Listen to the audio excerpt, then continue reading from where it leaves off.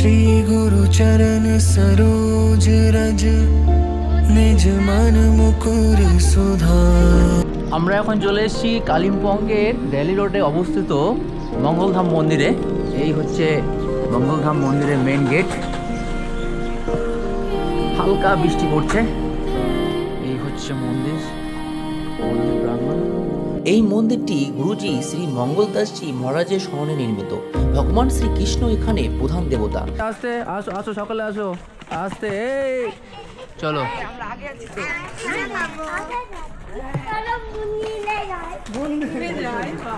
এই হচ্ছে মন্দির।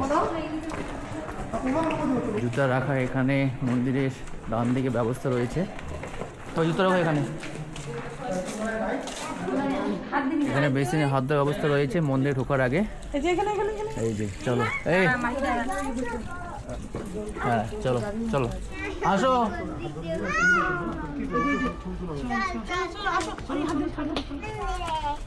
মন্দির ইয়া पे है ना? এটা হচ্ছে মন্দিরের মেইন এন্ট্রি গেট।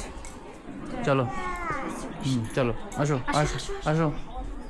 মন্দিরটির কমপ্লেক্সটি তার অলঙ্কৃত মূর্তি, সবুজ উদ্যান এবং প্রাণবন্ত অভয়ারণ্যের জন্য পরিচিত। 1940 সালে গুরু মঙ্গলদাসজি কালিম্পংয়ে এসেছিলেন। তিনি এই শহরের প্রতি এতটাই মুগ্ধ হয়েছিলেন যে তিনি বঞ্চিত ও দরিদ্র মানুষের সেবা করার সিদ্ধান্ত নিয়েছিলেন, যার মধ্যে তিনি বেশ কয়েকটি স্কুল ও মন্দির নির্মাণ করেছিলেন। সেগুলোর মধ্যে এই মন্দিরটি বিখ্যাত। মন্দিরের নিচতলায় অবস্থিত মন্দিরের প্রতিষ্ঠাতা গুরুজির সমাধি রয়েছে। উপরের তলায় একটি বিশাল প্রার্থনা কক্ষ রয়েছে, যেখানে প্রাণনাথ, রাজশ্যামজি এবং মঙ্গলদাসজির মূর্তি রয়েছে। দেওয়ালে মহাভারত ও অন্যান্য দেবদেবীর বিভিন্ন সময়ের দৃশ্য চিত্রিত করে প্রাণবন্ত ছবি এবং মূর্তি অঙ্কন করা হয়েছে। মন্দিরের বাইরের অংশে একটি সুন্দর বাগান রয়েছে, যা রঙিন সুগন্ধি ফুল দিয়ে সুসজ্জিত।